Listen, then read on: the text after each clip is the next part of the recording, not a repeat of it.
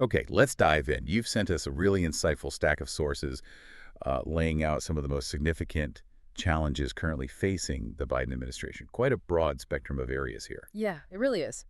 Our mission today is to unpack these, pulling out the most important insights so you can grasp the complexities of current events, without feeling overwhelmed. And what's striking, I think, is how interconnected these challenges really are. They sort of weave together economic realities that hit daily life with these shifting dynamics on the global stage. Right. We've really dug into the specific details and the data points from these sources to give you a clear, comprehensive understanding of the pressures, the decisions at play, always making sure we stick purely to what the sources themselves convey. Absolutely. And as we start to pull back the layers, our sources immediately highlight the ongoing economic strain. I mean, this is something people feel directly. We're seeing high inflation continuing to erode real wages. The Consumer Price Index, the CPI, the key measure, of average price changes, it actually rose over 20% during the Biden administration's term so far. 20%, that's substantial. It is. It even peaked near 9% back in mid-2022 before, okay, it eased to around 3.2% by late 2024. Still, that's a massive impact on what everyday essentials cost you. It truly is. And when we look at the bigger picture, the sources also point to some pretty serious concerns about fiscal sustainability. Ah, the national debt. Exactly. It's climbed to roughly $36.2 trillion. That represents about 123% of GDP. Wow, 123%. Yeah. And our sources note that figure represents levels we haven't really seen since World War II. Puts us among a small group of developed nations with such a high debt to GDP ratio. So it's kind of this quiet but powerful challenge underpinning every spending decision, right? Precisely. It potentially limits the administration's fiscal flexibility, Right. their ability to respond to unforeseen crises or even invest in long-term growth. So, okay, we've got people feeling the pinch in their wallets from inflation. And then on the national ledger, the debt is ballooning. It creates this really tough economic balancing act. Mm-hmm.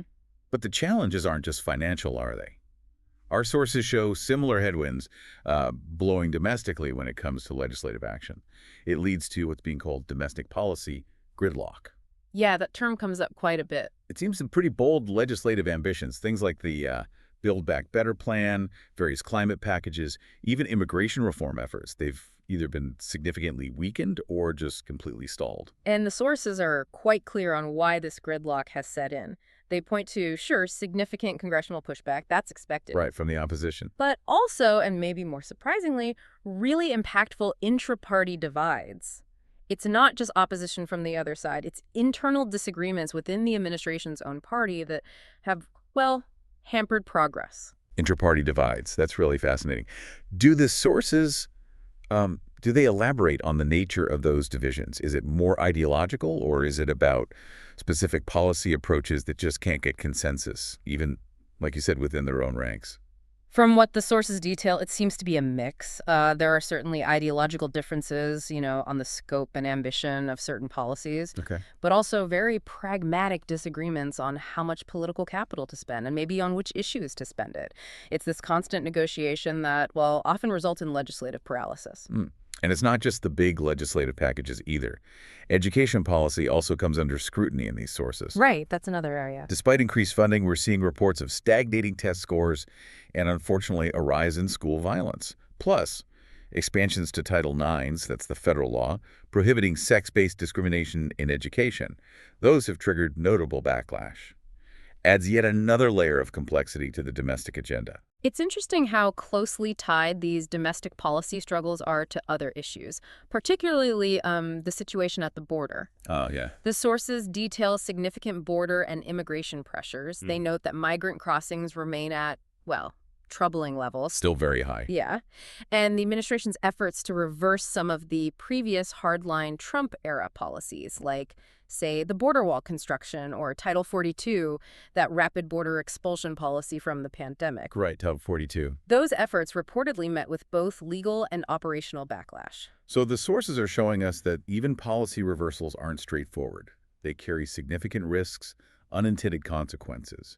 really highlights how complex the border issue truly is. Absolutely. And the surge in crossings, it's reportedly overwhelmed facilities. It's sparked criticism not just from Republicans, but from Democrats, too. From both sides, yeah. And it's definitely flagged in the sources as a critical electoral flashpoint, a major concern that just permeates so much of the political discussion right now. No kidding. And zooming out, if we look at the foreign policy landscape, the sources reveal some significant fault lines there, too. The chaotic withdrawal from Afghanistan, for instance, that's described as having dealt a heavy blow to U.S. credibility on the global stage. Yeah, that was tough to watch. And speaking of global standing, our sources really highlight the administration's stance on the Gaza war.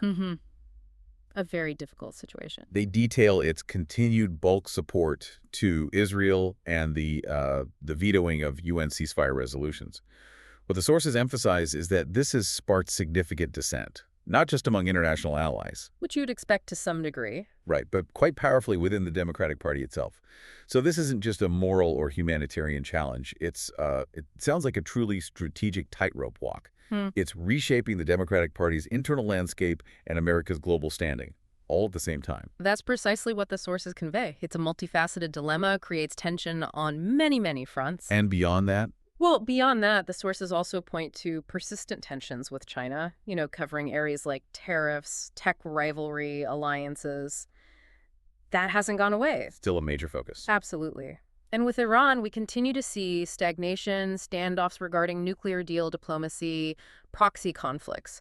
So while the administration might be navigating some improvements in other international relationships, these major areas remain intensely challenging. Okay, so transitioning a bit, our sources also delve into what looks like a multi-pronged challenge to how the federal government actually functions. The machinery of government itself. Yeah, they call it regulatory rollbacks and agency struggles, alongside federal staffing and bureaucratic erosion. It seems consumer and environmental protections are being scaled back. For instance? Well, the Supreme Court has limited the EPA's power. The Environmental Protection Agency, setting environmental standards, and the Consumer Financial Protection Bureau, the CFPB, which oversees financial products. It's faced budget slashes and regulatory rollbacks, according to these documents.